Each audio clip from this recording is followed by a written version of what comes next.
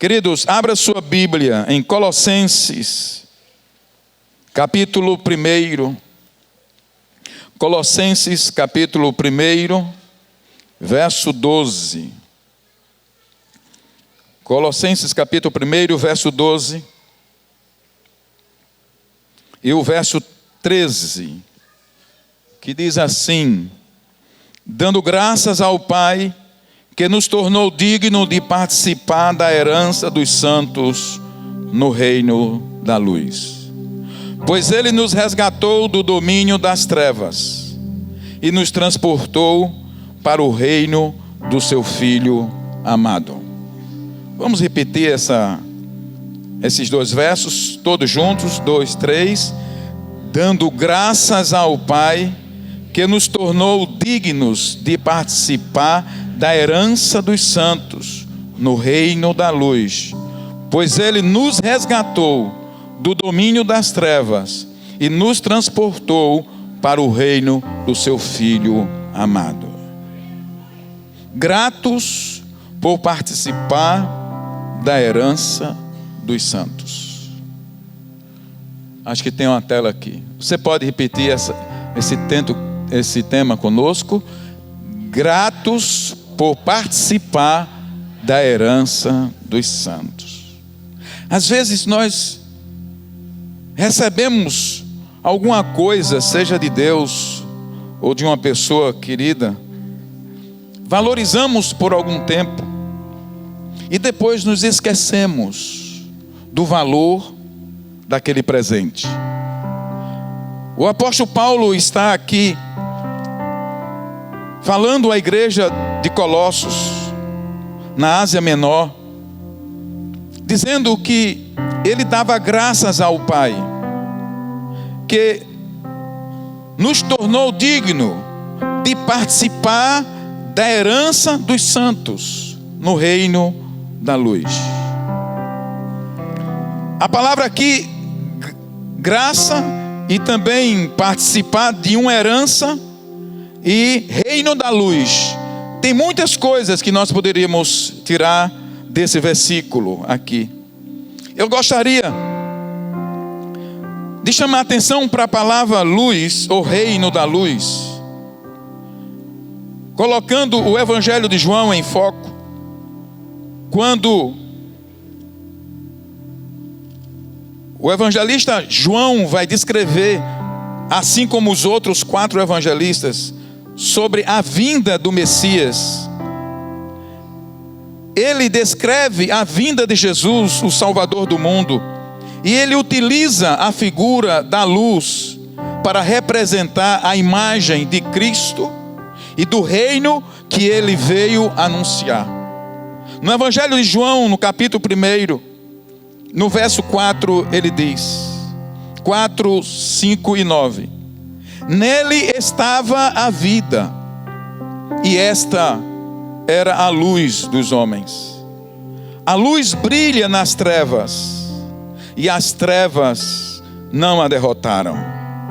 Verso 9: estava chegando ao mundo a verdadeira luz, que ilumina todos os homens. No texto que nós lemos, ele fala sobre o reino da luz. E João, para descrever a chegada de Jesus, ele fala que nele estava a vida, e esta era a luz dos homens. A luz é uma figura bem apropriada nesse texto de João, porque a vida, as obras e os valores do reino dos céus contrastam diretamente com as obras infrutíferas das trevas. Você vai encontrar muito essa expressão treva e luz, de Gênesis a Apocalipse. Na verdade, é uma simbologia para representar aquilo que vem do alto e aquilo que vem de baixo, que é outra simbologia. E a palavra trevas é também figurativamente usada para descrever todas as obras infrutíferas do pecado. Toda ação, pensamento e comportamento fruto da desobediência do homem em relação ao seu Criador, a Bíblia chama de trevas. Por isso que luz e trevas na Bíblia são dois antônimos, duas realidades.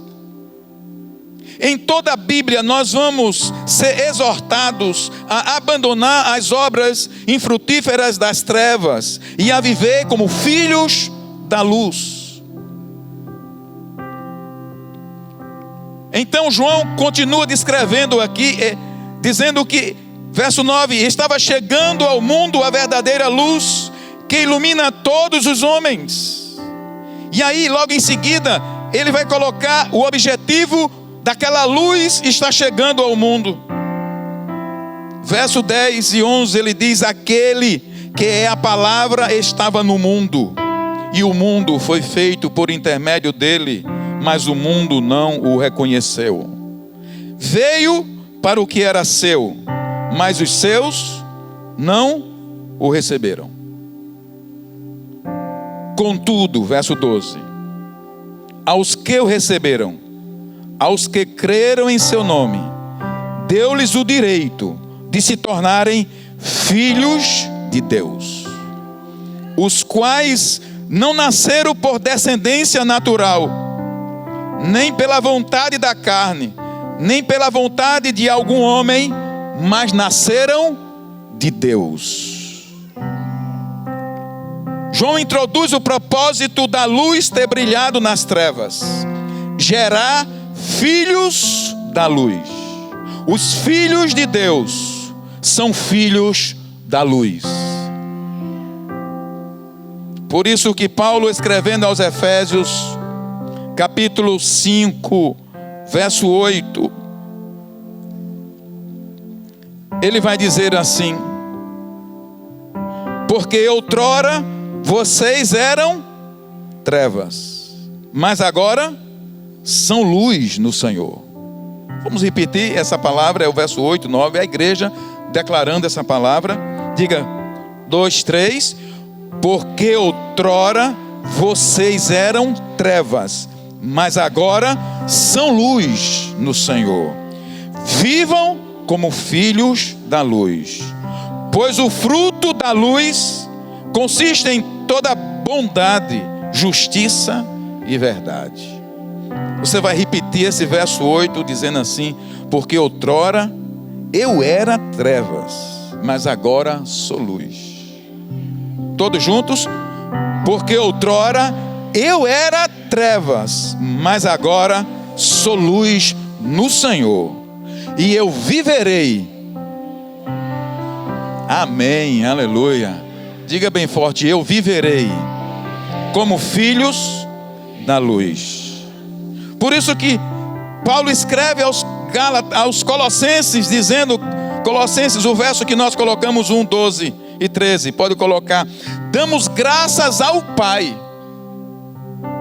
que nos tornou dignos de participar da herança dos santos no reino da luz. Eu quero dizer nessa noite, irmãos, isso não é pouca coisa. Isso não é pouca coisa. E muitas vezes nós estamos nos perdendo em detalhes pequenos da vida, esquecendo a nossa verdadeira identidade. Eu sou um filho da luz. Precisamos então nos lembrar um pouco daquilo que Cristo fez por nós. E aí nós vamos ler um texto que eu sempre trago ele à memória dos irmãos, de Efésios capítulo 2, do verso 1. Paulo estava fazendo exatamente essa pregação para a igreja de Éfeso, como ele estava fazendo para os irmãos lá em Colossenses, para os colossos, trazendo à memória quem somos em Cristo e o que Cristo fez por nós. E ele vai dizer, ele dizendo aos irmãos lá de Efésios, ele diz: vocês estavam mortos em suas transgressões e pecados, nos quais costumavam viver, quando seguiam a presente ordem deste mundo. 3 coisas ele vai falar aqui. Vocês seguiam a presente ordem deste mundo, os valores. Vocês seguiam o príncipe do poder do ar. Está falando de área espiritual. Vocês seguiam o espírito que agora está atuando nos que vivem na desobediência. Nós vivíamos, Paulo está dizendo, manietados, amarrados, prisioneiros, ignorantes. E ele continua no verso 3: anteriormente, todos nós também vivíamos entre eles. Paulo está trazendo a memória da igreja de Éfeso. Aquela igreja precisava ser despertada. Qual era a sua posição em Cristo? E, queridos, eu quero dizer que Paulo, se você for um leitor das cartas de Paulo, Paulo praticamente repete as mesmas coisas nas suas cartas. E ele vai dizer aos Filipenses, capítulo 3, verso 1: irmãos, para mim não é cansativo repetir as mesmas coisas para vocês, e é uma segurança para vocês. Nós precisamos de profetas que nos falem as mesmas coisas todos os dias, para que não nos desviemos delas. Precisamos nos lembrar quem somos em Cristo. Precisamos trazer à memória o que Cristo já fez por nós. E esse texto de Paulo, ele está falando exatamente dessa condição em que nós vivíamos: trevas.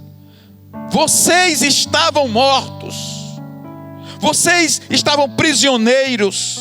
Verso 3: anteriormente, todos nós, e aí Paulo faz a inclusão, porque todos nós nascemos debaixo do pecado. Todos nós também vivíamos entre eles, satisfazendo as vontades da nossa carne, seguindo os seus desejos e pensamentos. Como os outros, éramos por natureza merecedores da ira. Todavia, Deus, que é rico em misericórdia, pelo grande amor com que nos amou, deu-nos vida com Cristo, quando ainda estávamos mortos em transgressões. Pela graça vocês são salvos. Deus nos ressuscitou com Cristo, e com Ele nos fez assentar nas regiões celestiais em Cristo Jesus. Paulo está trazendo à memória daqueles irmãos o que Cristo já tinha realizado por eles, para que eles não esquecessem da posição que eles tinham de filhos da luz. Estávamos mortos, mas Deus, que é rico em misericórdia, nos deu vida. Estou repetindo, nos fez ressuscitar juntamente com Cristo, e com Cristo nos fez assentar em regiões celestiais. Está falando de trono e de nobreza. Está falando de uma posição que o dinheiro não pode comprar, que a política não pode dar, que nenhum governo pode oferecer. Você tem uma posição especial diante de Deus, e é preciso que a palavra seja anunciada para que você não esqueça que você é um filho da luz, e nesse momento está assentado com Cristo nas regiões celestiais. Verso 8 diz, do mesmo capítulo: pois vocês são salvos pela graça, por meio da fé, e isto não vem de vós, é dom de Deus, não por obras, para que ninguém se glorie, porque somos criação de Deus, realizada em Cristo Jesus, para fazermos boas obras, as quais Deus preparou antes para nós a praticarmos. Nós não praticamos obras para sermos salvos, mas fomos salvos e recriados em Cristo para as boas obras. E isso não vem de vós, é dom de Deus. Nossa vida tem muitas demandas de necessidade. Demandas de cura no corpo, demandas financeiras, problemas no relacionamento em casa, separações, divórcios, são lutas diversas, imprevistos. Lidamos constantemente com as adversidades da vida, mas se você não alinhar a sua estrutura emocional, psicológica, intelectual com o conhecimento da palavra de Deus, você será um cristão levado por um lado e para outro, por todo tipo de doutrina e pensamentos e circunstâncias. Mas se você conhecer sua posição em Cristo, quando o vendaval abater sobre você, você vai permanecer firme, sabendo quem é em Cristo Jesus. Tem coisas que têm os seus valores, que são importantes, mas tem valores que são eternos, e nesses você precisa manter o seu foco. Precisa manter o seu foco, para que você possa ter uma fé sólida. Vamos enfrentar dificuldades e lutas, mas Paulo lembra aqueles irmãos o que Cristo já havia feito por eles, para que eles não esqueçam de que eles receberam uma tão grande salvação.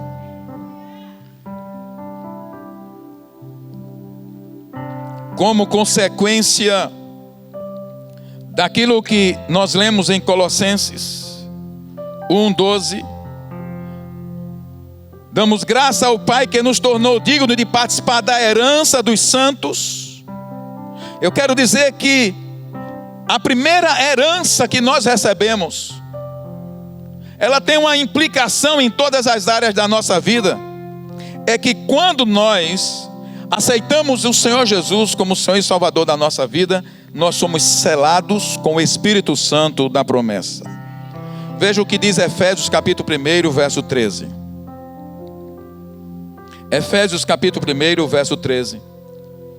Quando vocês ouviram e creram na palavra da verdade, o evangelho que os salvou, vocês foram selados em Cristo com o Espírito Santo da promessa. Espírito Santo que é a garantia da nossa herança, até a redenção daqueles que pertencem a Deus para o louvor da sua glória. Nessa noite, irmãos, eu estou trazendo à memória da igreja a base doutrinária de quem nós somos em Cristo Jesus. Nós temos 52 domingos aqui por ano, e aqui nós falamos de vários assuntos durante os 52 domingos.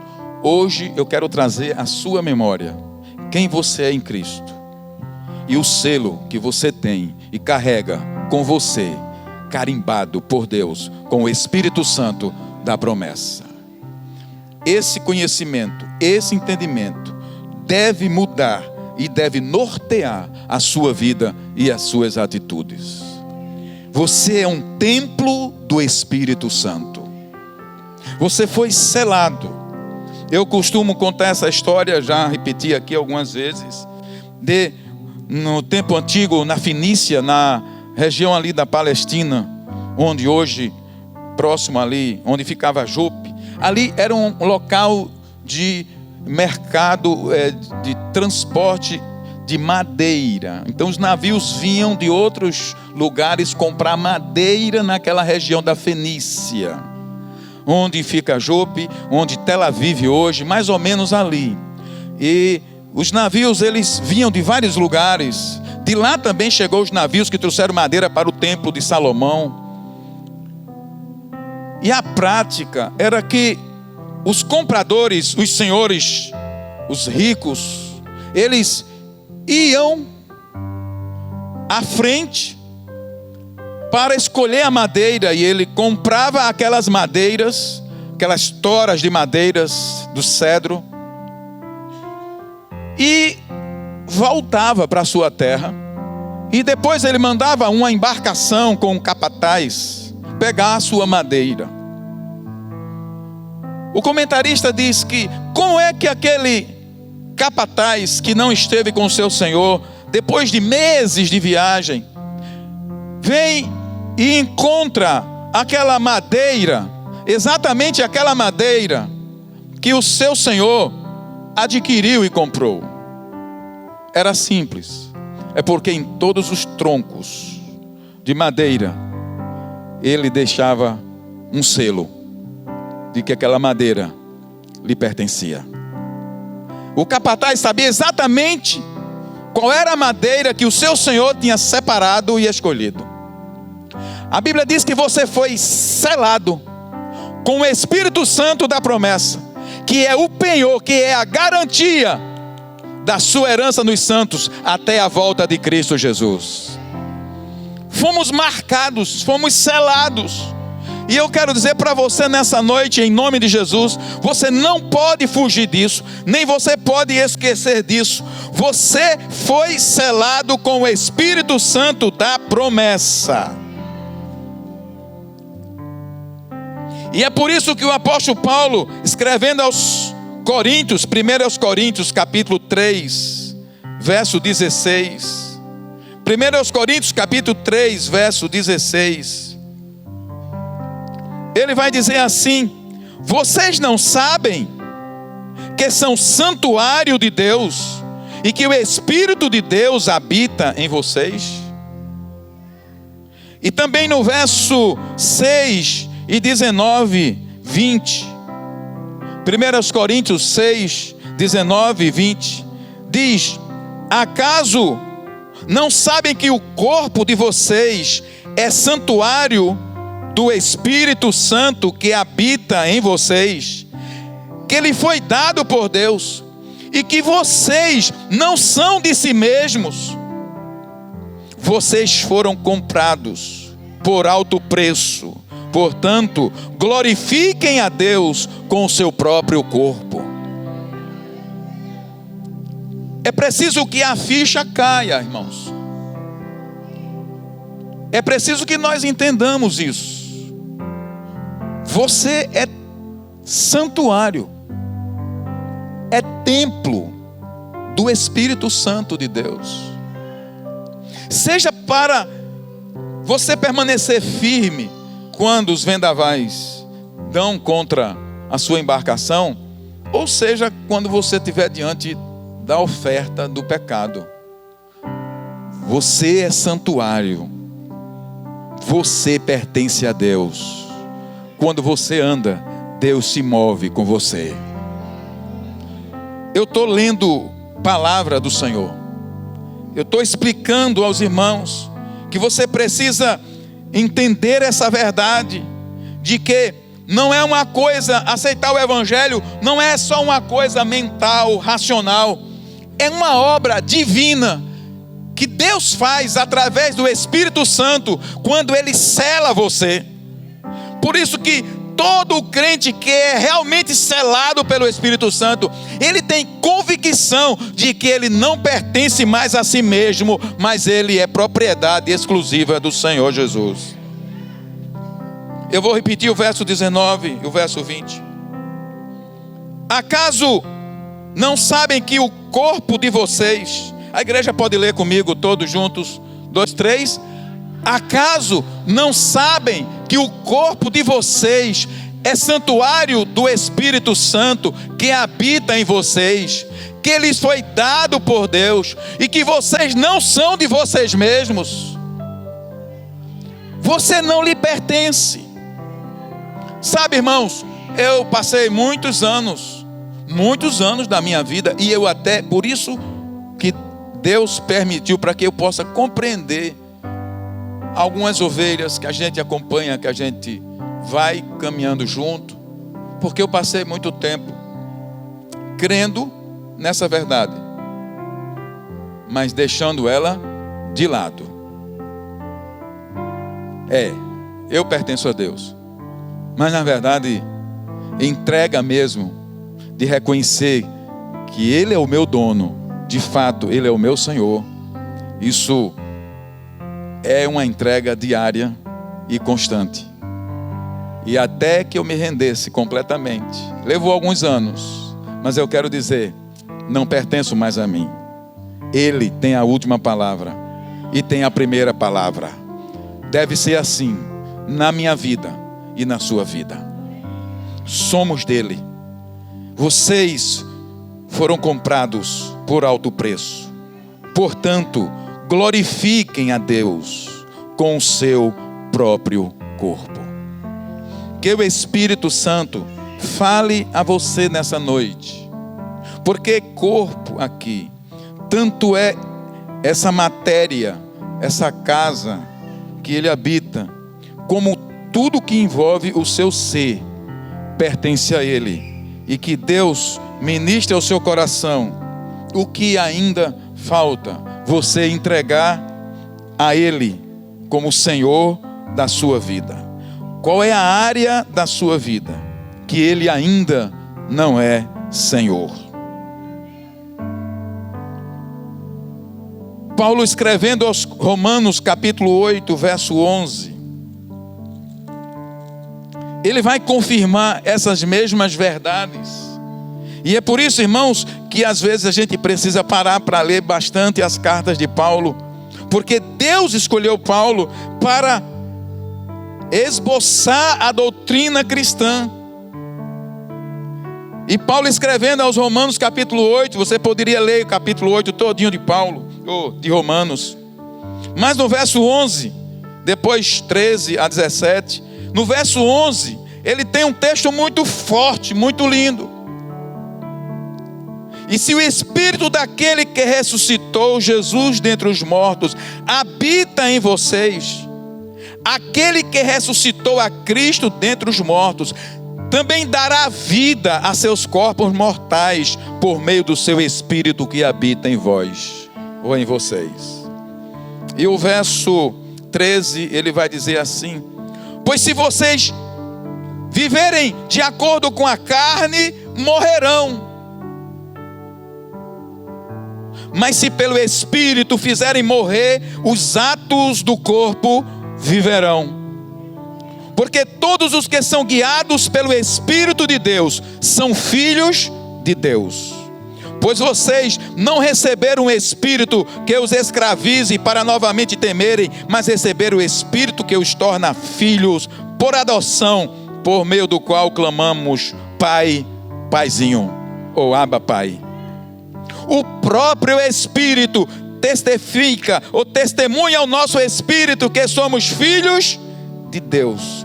Se somos filhos, então somos herdeiros, herdeiros de Deus, co-herdeiros com Cristo, se de fato participamos dos seus sofrimentos, para que também participemos da sua glória.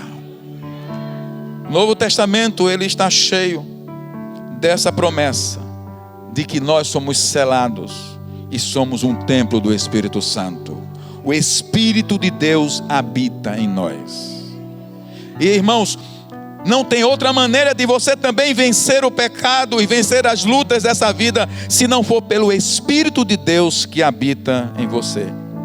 O Espírito de Deus é aquele que vivifica o nosso corpo e nos mantém de pé. Ele nos alinha com a vontade de Deus. E Jesus disse que quando Ele viesse, Ele nos guiaria a toda a verdade.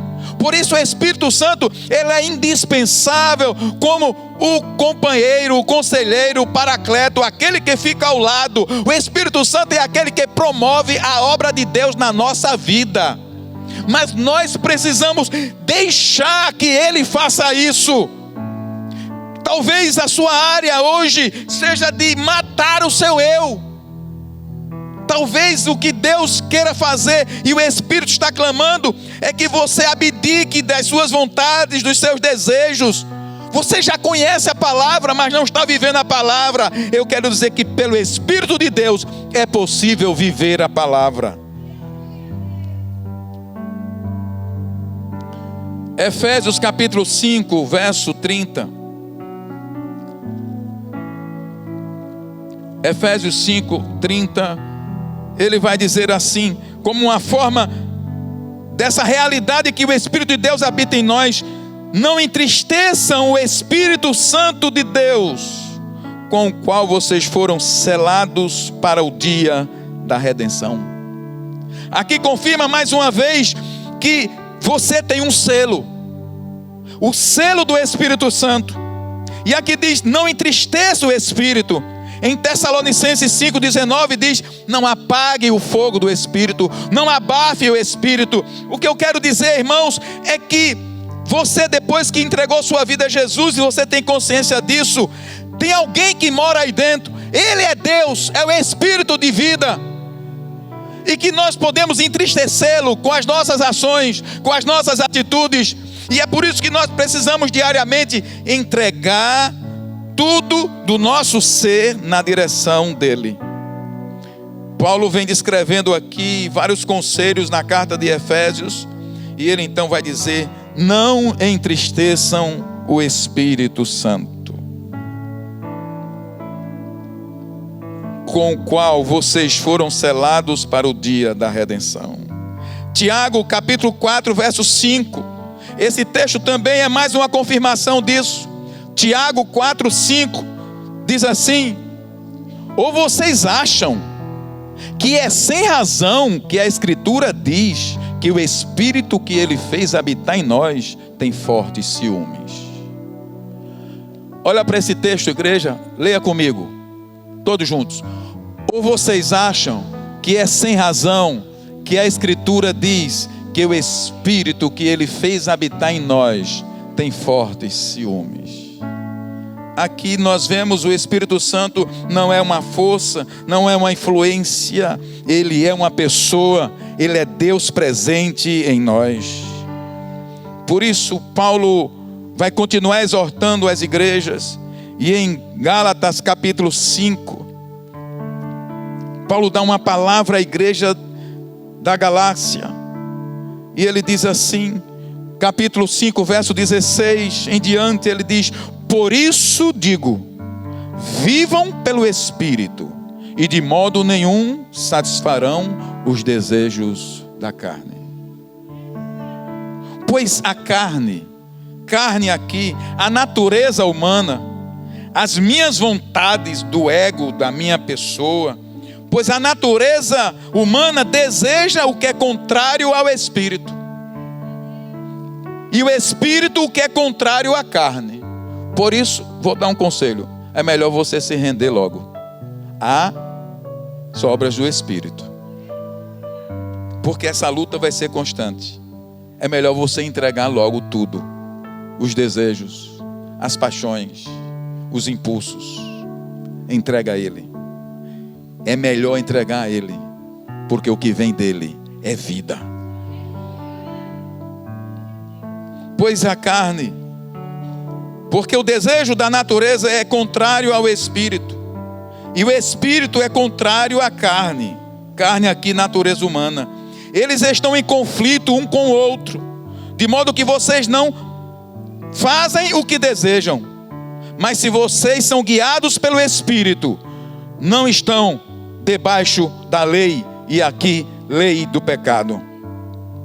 Ora, as obras da carne são manifestas: imoralidade sexual, impureza e libertinagem, idolatria. Aqui, irmão, está tudo no mesmo saco, viu? Idolatria e feitiçaria, ódio, discórdia, ciúmes, ira, egoísmo, dissensões, facções e inveja. Está junto com embriaguez, com orgias e coisas semelhantes. Eu os advirto, diz Paulo, como antes já os adverti: aqueles que praticam essas coisas não herdarão o reino de Deus.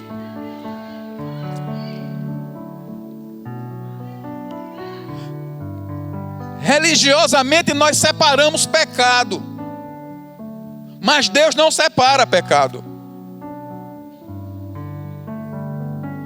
Nós temos o costume de dizer que uma coisa é pior do que a outra, mas está tudo dentro do mesmo balaio, e vai tudo para o mesmo lugar.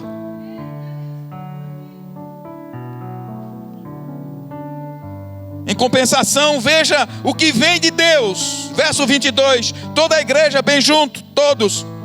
Mas o fruto do Espírito é amor, alegria, paz, paciência, amabilidade, bondade, fidelidade, mansidão e domínio próprio. Contra essas coisas não há lei.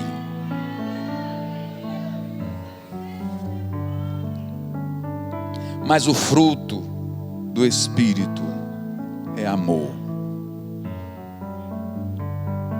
E você poderia pegar então 1 Coríntios 13 agora. O amor tudo suporta, amor tudo crê, tudo espera, não se ira, não julga. O amor tudo espera. O fruto do Espírito é amor. Não é amor sentimento. É amor atitude. É amor que abdica dos seus direitos. Para não deixar de ler 1 Coríntios capítulo 13. O fruto do Espírito é este que está aqui. 1 Coríntios 13. Porque na religião é possível ter obras de amor, mas sem ser amor. Ainda que eu fale a língua dos homens e dos anjos, se não tiver amor, serei como um sino que ressoa ou como um prato que retine. Ainda que eu tenha o dom de profecia e saiba todos os mistérios e todo o conhecimento, e tenha uma fé capaz de mover montanhas, se não tiver amor, nada serei. Ainda que eu dê aos pobres tudo o que eu possuo e entregue o meu corpo para ser queimado, se não tiver amor, nada disso me valerá. Lembre-se sempre, os filhos de Deus não serão reconhecidos por essas obras, mas pelo amor. Nisso conhecerão que sois meus discípulos, se vos amardes uns aos outros. E isso é fruto do Espírito. Você não encontra na Bíblia Jesus rejeitando alguém que amou. Naquele dia muitos me dirão: Senhor, em teu nome profetizamos, em teu nome fizemos milagres e curamos. Jesus vai dizer: apartai-vos de mim, malditos, porque eu não vos conheço. Mas se vos amardes uns aos outros, nisso todos conhecerão que sois meus discípulos. O verso 4 então diz assim: o amor é paciente, o amor é bondoso, não inveja, não se vangloria, não se orgulha, não maltrata, não procura seus interesses, não se ira facilmente e não guarda rancor. O amor não se alegra com a injustiça, mas se alegra com a verdade. Viu? Tá vendo? Bem que eu disse. Eu esperava. Aquilo aconteceu com aquele irmão, tá vendo? Tá vendo? Bem que eu esperava. Ele não se alegra com a injustiça, mas se alegra com a verdade. Tudo sofre, tudo crê, tudo espera e tudo suporta. O amor nunca perece. As profecias desaparecerão, as línguas cessarão, o conhecimento passará. Pois em parte conhecemos e em parte profetizamos. Quando porém vier o que é perfeito, o que é imperfeito desaparecerá. Quando eu era menino, falava como menino, pensava como menino e raciocinava como menino. Está falando das coisas que a gente pode fazer. Quando me tornei homem, deixei para trás as coisas de menino. Agora, pois, vemos apenas um reflexo obscuro, como um espelho, mas então veremos face a face. Está falando de coisas duradouras, o que realmente vai ficar. E o que é que vai ficar para sempre?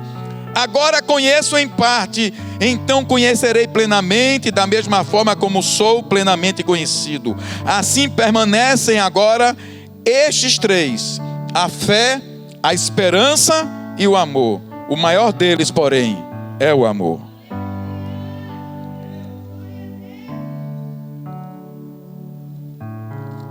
Por isso que em Gálatas, Paulo está dizendo que o fruto do Espírito é amor, é alegria, paz, é paciência, é amabilidade. 22. 5, Gálatas 5, 22. Fruto do Espírito é amor, é alegria, é paz. Gálatas 5, 22. Para a igreja acompanhar. Você pode ler comigo, toda a igreja. Mas o fruto do Espírito é amor, é alegria, paz, paciência, amabilidade, bondade, fidelidade, mansidão, domínio próprio. Contra essas coisas não há lei. Aí tem um verso que a gente nunca lê em seguida. Verso 24. Os que pertencem a Cristo Jesus crucificaram a carne com as suas paixões e os seus desejos. Se vivermos pelo Espírito, andemos também pelo Espírito. Não sejamos presunçosos, provocando uns aos outros e tendo inveja uns dos outros. Gostaria de chamar o louvor aqui. Para encerrar, nós gostaríamos de ler em Colossenses, capítulo 3. E eu vou pedir para a igreja ficar de pé nesse momento. Em Colossenses capítulo 3, Paulo descreve a qualidade da nova vida em Cristo. Olha, igreja, que texto lindo. Colossenses capítulo 3, verso 11. Olha que coisa fabulosa. Eu quero dizer uma coisa para os irmãos que eu andei pensando ontem e hoje. Sabe, irmãos, eu me tornei pastor e pregador por uma simples razão. Porque eu não descobri outra coisa mais nobre, mais importante sobre a face da terra do que o Evangelho. O Evangelho é a coisa mais nobre, é a coisa mais sublime sobre esse torrão aqui de terra. Não tem nada que se compare ao Evangelho do Senhor Jesus Cristo. A Bíblia faz essa diferença de luz e trevas e é bem para nossa mente, cai bem. Teologicamente a gente sabe que são figuras, mas é porque o Evangelho é luz. Luz é diferente do escuro. No escuro, como é a vida no escuro? Você diz assim: pastor, está escuro ali, né? Você está identificando aquilo? Não, realmente parece um carro, é um barco, é um navio, eu não sei, porque está escuro. Quando as pessoas não se alinham com a palavra de Deus, com o Evangelho da verdade, com o reino da luz, ainda fica assim, a vida nebulosa, é assim uma coisa meia turva. Mas eu quero dizer para você que a nova vida em Cristo é luz. É luz como brilha em pleno dia do sol a pino, céu aberto, límpido e transparente. Não há dúvida, aquilo é um barco, não, aquilo é um carro, isso é um ventilador, porque está na luz. Quando nós não alinhamos nossa vida com a luz do Evangelho, essa luz que João disse que brilhou nas trevas, nós ficamos em turbulência constante. Eu quero dizer, irmãos, você foi chamado para viver na luz, porque Deus, nele não há sombra, não há dúvidas, nem sombra de variação. Deus é reto em seus caminhos, e os filhos de Deus são chamados a viver em retidão. Precisamos tomar essa decisão de entender a nossa posição, a nobreza que é fazer parte da herança dos santos. É por isso que o texto que nós estabelecemos como base é: eu gostaria que você entrasse no coração de Paulo. Damos graças ao Pai. Paulo sempre ora nas suas cartas. Você pode ler Colossenses, Gálatas, Tessalonicenses, Efésios, e aqui ele está fazendo uma oração. Ele diz assim: damos graças ao Pai que nos tornou dignos. Não éramos dignos, mas nos tornou dignos de participar da herança dos santos no reino da luz. Não é pouca coisa ser crente. Eu não estou falando crente evangélico batista, não. Eu estou falando os separados por Deus. Não é pouca coisa. Quando as coisas estão difíceis, então eu trago à memória quem eu sou em Deus. E o que eu sou em Deus, nenhuma luta vai me remover da herança que Ele já me deu. Damos graças ao Pai que nos tornou dignos, me tornou digno de participar da herança dos santos no reino da luz. Pois Ele nos resgatou do domínio das trevas e nos transportou para o reino do seu Filho amado. Aleluia, glória a Deus. Essa mensagem é uma das razões pelas quais eu prego o Evangelho. Então, em Colossenses, Paulo vai dizer uma coisa linda para a igreja. Colossenses 3, 11. A igreja vai ler comigo até o verso 17. Todos juntos? Nessa nova vida já não há diferença entre grego e judeu, circunciso e incircunciso, bárbaro e cita, escravo e livre, mas Cristo é tudo e está em todos. E eu declaro: Ele está em você, Ele está em você, Ele está em você. É assim que você tem que viver nessa dimensão. Ele está no mendigo que está passando, na prostituta, Ele está ali, porque amanhã ela é revertida numa filha de Deus. É a Bíblia que está dizendo: Ele está em tudo e em todos. Sou eu que estou dizendo, não, é a palavra. Por isso é bom reverter a maneira de você ver as coisas.